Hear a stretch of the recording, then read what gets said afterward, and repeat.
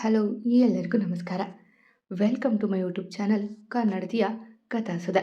ನಾನು ನಿಮ್ಮ ರೂಪ ಕನ್ನಡತೆ. ದಯಮಾಡಿ ಲೈಕ್ ಮಾಡಿ, ಕಮೆಂಟ್ ಮಾಡಿ, ಇತರರಿಗೂ ಶೇರ್ ಮಾಡಿ. ಪ್ರೇಮ ಸಂಗಮ ಭಾಗ 54. ಹಬ್ಬ ಮುಗಿಸಿ ಅಪ್ಪ ಮಗ 6 ಮೂವರು ಮನೆಗೆ ಮರಳುತ್ತಿದ್ರು. ದಾರಿ ಮಧ್ಯೆ ಅದೇನೋ ನೆನಪಾಗಿತ್ತು ಆರತಿಗೆ. ವಿಷ್ಣು, ನನ್ನ ಇಲ್ಲೇ ಡ್ರಾಪ್ ಮಾಡ್ತೀರಾ? ನನಗೆ ಸ್ವಲ್ಪ ತರಕಾರಿ ತಗೊಳ್ಳೋದಿದೆ. ಅತ್ತೆ ಹೇಳಿದರು ಬರುವಾಗ ತನ್ನಿ ಅಂತ. ನಾನು ಹೋಗಿ ತಗೊಂಡು ಬರ್ತೀನಿ, ನೀವು ಮಗನ ಡ್ರಾಪ್ ಮಾಡಿ ಆಫೀಸ್ಗೆ ಹೋಗಿ ಎಂದು ಹೇಳಿದಳು ವಿಷ್ಣು ಕಡೆ ನೋಡಿ. ಏನು ಬೇಕೋ ತಗೋ, ನಾನು ಜೊತೆಗೆ ಇರ್ತೀನಿ, ನಿನ್ನ ಮನೆಗೆ ಬಿಟ್ಟು ನಾವು ಹೋಗ್ತೀವಿ ಎಂದು ಹೇಳಿದ ವಿಷ್ಣು. ಏನು ಚಾಂಪ್, ಓಕೆ ಅಲ್ವಾ ಎಂದು ಕೇಳಿದಾಗ, ಓ ಎಸ್ ಡ್ಯಾಡಿ, ನಾನು ಬೇಕಿದ್ಲೇ ಮಮ್ಮಿ ಜೊತೆ ಹೋಗ್ತೀನಿ ಎಂದು ಹೇಳಿದಾಗ ಮಡದಿಯ ನೋಡಿ ಕಣ್ಣು ಮಿಟಕಿಸಿ, ಒಳ್ಳೆ ಮಗ, ಒಳ್ಳೆ ಗಂಡ ನೋಡು ನಿನಗೆ, ಒಂದು ತರಕಾರಿ ಕೊಳ್ಳೋದಿಕ್ಕೂ ಮಗ ಸ್ಕೂಲ್ ರಜೆ ಹಾಕ್ತಾನೆ ಅಂತೆ ಎಂದು ವಿಷ್ಣು ನಕ್ಕಾಗ ಆರ್ಯನ ಕಡೆಗೆ ಕೆಂಗಣ್ಣು ಬೀರಿ, ಸ್ಕೂಲ್ 3 ದಿನ ರಜೆ ಆಗಿದೆ, ಮತ್ತೆ ಆಫೀಸ್? ಅದು ಅದೆಷ್ಟು ಲಾಸ್ ಆಗಿದೆಯೋ. ನೀವು ಆಫೀಸ್ ಹೋಗಿ ವರ್ಕ್ ಮಾಡೋದು ನೋಡಿಯೇ ಇಲ್ಲ ನಾನು. ಸುಮ್ಮನೆ ಇಬ್ಬರು ಹೋದರೆ ಸರಿ, ಇಲ್ಲ ಕೋಲ್ ತಗೊಂಡು ಇಬ್ಬರ ಬೆನ್ನ ಮೇಲೆ ಬಾರಿಸ್ತೀನಿ ಎಂದಳು ಆರತಿ ಇಬ್ಬರನ್ನು ಕಣ್ಣು ಕಿರಿದಾಗಿಸಿ ನೋಡಿ. ಅದು ಆಗಲ್ಲ ಆರತಿ ಎಂದು ವಿಷ್ಣು ರಾಗದೆಳೆದರೆ, ಅದು ಹಾಗಲ್ಲ ಮಮ್ಮಿ ಎಂದು ಆರ್ಯ ಒಟ್ಟಿಗೆ ಹೇಳಿದರು. ಹಾಗೂ ಇಲ್ಲ ಈಗೂ ಇಲ್ಲ, ಹೋಗ್ತೀರಾ ಅಂದರೆ ಹೋಗ್ತೀರಾ ಅಷ್ಟೆ ಎಂದು ಆರತಿ ಹೇಳಿದಾಗ ಅಪ್ಪ ಮಗ ಮುಖ ಮುಖ ನೋಡಿಕೊಂಡ್ರು. ನೋಡು ಆರತಿ, ನಿನ್ನೆ ಇನ್ನೂ ಗಾಯ ಆಗಿದೆ, ಒಬ್ಬಳನ್ನೇ ಬಿಡೋದಕ್ಕೆ ಭಯ, ಸೊ ನಾನು ಬರ್ತೀನಿ, ಚಾಂಪ್ನ ಸ್ಕೂಲ್ಗೆ ಡ್ರಾಪ್ ಮಾಡಿ ನಾವು ಹೋಗೋಣ ಎಂದು ಹೇಳಿದಾಗ ಹಣೆ ನೀವಿಕೊಂಡು,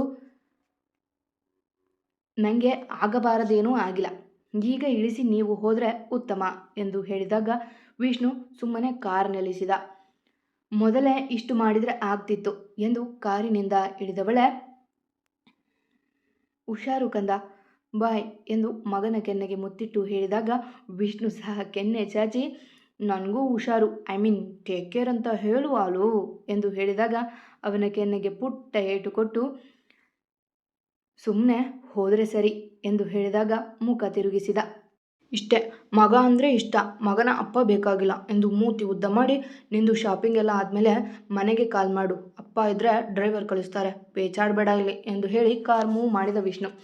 ಅವರು ಹೋಗಿದ್ದ ಎದೆಯ ಮೇಲೆ ಕೈ ಇಟ್ಟು ನಿಟ್ಟುಸಿರು ಬಿಟ್ಟು, ಮಗನ ಸಂಭಾಳಿಸುವುದೇ ಕಷ್ಟ ಅಂದುಕೊಂಡಿದ್ದ, ಅವನ ಅಪ್ಪ ಮಗನಿಗಿಂತ ಹೆಚ್ಚು ಎಂದು ನಗುತ್ತಾ ಮಾರ್ಕೆಟ್ ಕಡೆ ಹೆಜ್ಜೆ ಹಾಕಿದ್ಲು ಆರತಿ. ಬ್ಯಾಗ್ ತಂದಿರೋ ಕಾರಣ ಅಲ್ಲೇ ಒಂದು ಅಂಗಡಿಯಲ್ಲಿ ಬ್ಯಾಗ್ ತೆಗೆದುಕೊಂಡು ಮನೆಗೆ ಬೇಕಾದ ತರಕಾರಿ ಕೊಂಡಳು. ನನ್ನ ಮಗನಿಗೆ ಏನಾದರೂ ತಗೋಬೇಕು ಅಲ್ಲ ಎಂದುಕೊಂಡು ಸುತ್ತ ನೋಡುವಾಗ ಅವಳನ್ನೇ ಯಾರೋ ದಿಟ್ಟಿಸುವಂತೆ ಕಾಣಿಸಿತು. ತಕ್ಷಣ ಬಟ್ಟೆ ನೋಡಿಕೊಂಡ್ಳು, ಎಲ್ಲ ಸರಿಯಾಗೇ ಇತ್ತು. ಈಗಿನ ಕಾಲದಲ್ಲಿ ಹೇಗಿದ್ರೂ ನೋಡೋದು ಬಿಡಲ್ಲ ಎಂದುಕೊಂಡು ಮುಂದೆ ಸಾಗಿದ್ಲು. ಮಗನಿಗಾಗಿ 1-2 ಕಿಂಡರ್ ಜಾಯ್ ತೆಗೆದುಕೊಂಡ್ಳು. ಆದಾಗ್ಯೂ ಆ ವ್ಯಕ್ತಿ ಅವಳ ಹಿಂದಿಗೆ ಇದ್ದದ್ದು ನೋಡಿ ಆಟೋ ಒಂದಕ್ಕೆ ಕೈ ಅಡ್ಡ ಹಾಕುವಾಗ ಅವಳಿಗೆ ಬಳಿಗೆ ಬಂದ ಆತ. ಆರತಿ ಎಂದು ಕರೆದಾಗ ಕಣ್ಣರಳಿಸಿ ಅವರನ್ನು ನೋಡಿದ್ಲು ಆರತಿ. ತನ್ನ ಹೆಸರು ಹೇಗೆ ಗೊತ್ತು ಎಂದು. ನೋಡಿ, ನಾನು ನಿಮಗೆ ಏನು ತೊಂದರೆ ಮಾಡೋದಿಲ್ಲ, ಪ್ಲೀಸ್ ಸ್ವಲ್ಪ ಟೈಮ್ ಕೊಡಿ, ನಾನು ನಿಮ್ಮ ಜೊತೆ ಮಾತನಾಡಬೇಕು ಎಂದು ಕೇಳಿಕೊಂಡಾಗ ಅವನ ನೋಡಿ, ನಾನು ಹೇಗೆ ನಂಬೋದು ನಿಮ್ಮನ್ನು ಎಂದು ಕೇಳಿದ್ಲು.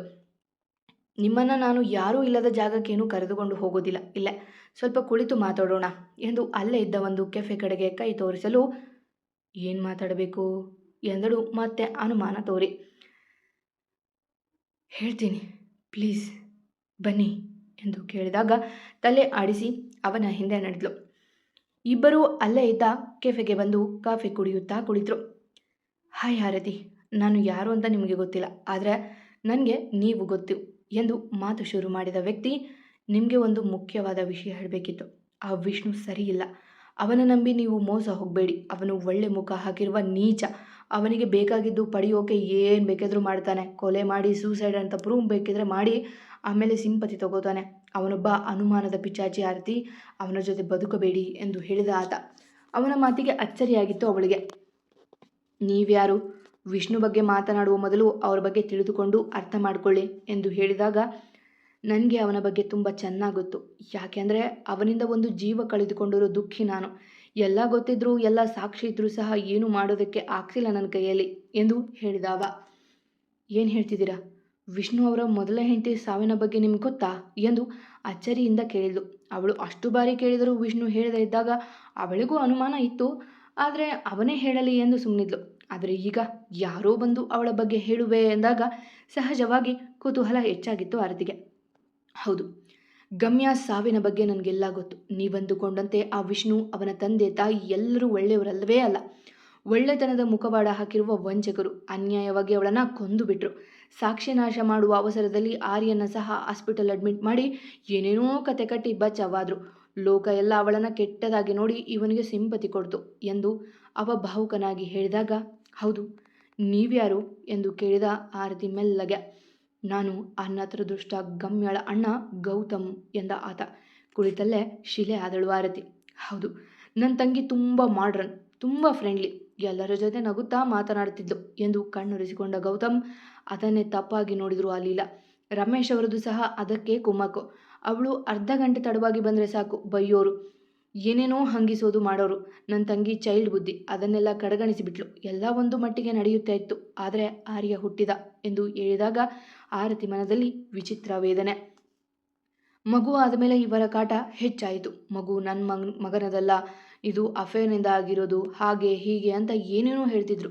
ಇವಳು ಆಗಾಗ ಹೇಳಿಕೊಂಡು ಅಳುತ್ತಿದ್ಲು. ಆದರೆ ಇವರ ಕಾಟ ಹೆಚ್ಚಾಗುತ್ತಿತ್ತೇ ವಿನಃ ಕಡಿಮೆ ಆಗಲೇ ಇಲ್ಲ ಎಂದು ಹೇಳಿ ನಿಟ್ಟುಸಿರು ಬಿಟ್ಟವ, ಇದೆಲ್ಲ ಕಟ್ಟುಕತೆ ಅನ್ನಿಸ್ಬೋದು, ಯಾವುದೋ ಸೀರಿಯಲ್ ಅಥವಾ ಸಿನಿಮಾ ಕತೆ ಅನ್ನಿಸ್ಬೋದು, ಅಥವಾ ಇವರಿಗೆ ನಾನ್ಯಾಕೆ ಸಿಕ್ಕೇ, ಇದೆಲ್ಲ ಪ್ರೀ ಪ್ಲಾನ್ ಅನ್ನಿಸ್ಬಹುದು ಎಂದು ಹೇಳಿದಾಗ ತಲೆ ಎತ್ತಿ, ಹೌದು, ನೀವು ನಮ್ಮನ್ನು ಫಾಲೋ ಮಾಡಿಕೊಂಡು ಬಂದಿಲ್ಲ ತಾನೆ ಎಂದು ಹೇಳಿದಾಗ ಅಡ್ಡಡ್ಡ ತಲೆ ಆಡಿಸಿ, ನಾನು ಕೆಲಸದ ಮೇಲೆ ಬಂದಿದ್ದೆ, ಹಾಗೆ ನಿಮ್ಮನ್ನು ನೋಡಿದೆ ಅಷ್ಟೆ. ನಿಮಗೆ ಇದೆಲ್ಲ ಮದುವೆಗೆ ಮುಂಚೆಗೆ ಹೇಳಬೇಕಿತ್ತು, ಆದರೆ ಆ ವಿಷ್ಣು ಮೇಲಿನ ಕೋಪಕ್ಕೆ ಹೇಳಲಿಲ್ಲ ಅಷ್ಟೆ ಎಂದು ತನ್ನ ಜೇಬಿನಿಂದ ವಿಸಿಟಿಂಗ್ ಕಾರ್ಡ್ ತೆಗೆದು, ಇದು ನನ್ನ ವಿಸಿಟಿಂಗ್ ಕಾರ್ಡ್, ನಿಮಗೆ ಅನುಮಾನ ಇದ್ದರೆ ಬನ್ನಿ, ನಾನು ಪ್ರೂಫ್ ತೋರಿಸುವೆ, ಆದರೆ ಈಗ ಏನೂ ಇಲ್ಲ ಎಂದು ಹೇಳಿ ನಿರ್ದಾಕ್ಷಿಣ್ಯವಾಗಿ ನನ್ನ ತಂಗಿನ ಕೊಂದು ಬಿಟ್ರು ಇವರೆಲ್ಲ ಎಂದು ಮತ್ತೆ ಹೇಳಲು ಶುರು ಮಾಡಿದ ಅವ. ಹೌದು, ಇದು ಸತ್ಯ. ಕೇವಲ ಶ್ರೀ ಜೊತೆ ಒಡನಾಡಿದ್ದಕ್ಕೆ ಅವನ ಜೊತೆ ಸಂಬಂಧ ಕಟ್ಟಿ ಮಾತನಾಡಿದರು ನಿನ್ನ ಅತ್ತೆ ಮಾವ. ಇನ್ನೂ ವರ್ಷದ ಕೂಸು ಇದ್ದ ಆರ್ಯನ ಅವಳ ಕೈಯಿಂದ ಕಿತ್ತುಕೊಂಡು ಒಂದು ದಿನ ಪೂರ್ತಿ ಕೋಣೆಯಲ್ಲಿ ಲಾಕ್ ಮಾಡಿದ್ರು. ಮಗುಗೆ ಬಾಟಲ್ ಹಾಲು ಕೊಟ್ಟು ಇವಳಿಗೆ ತುತ್ತು ಅನ್ನ ಸಹ ಕೊಡಲಿಲ್ಲ. ಅಂದೇ ನನ್ನ ಬಳಿ ಹೇಳಿಕೊಂಡಿದ್ರೆ ನನ್ನ ತಂಗಿಗೆ ಈಗ ಹಾಕ್ತಿರ್ಲಿಲ್ಲ ಎಂದು ಅರ್ಥ ಗೌತಮ್. ಅದಾಗಿ ಒಂದೇ ತಿಂಗಳು ಅವಳಿಗೆ ಅದೆಷ್ಟು ಹಿಂಸೆ ಕೊಟ್ಟರು. ಅಮ್ಮ ಮಗ ಪ್ಲಾನ್ ಮಾಡಿ ಅವಳು ತಿನ್ನುವ ಅನ್ನಕ್ಕೆ ವಿಷ ಕಲಸಿಕೊಟ್ಟು ಬಿಟ್ರು.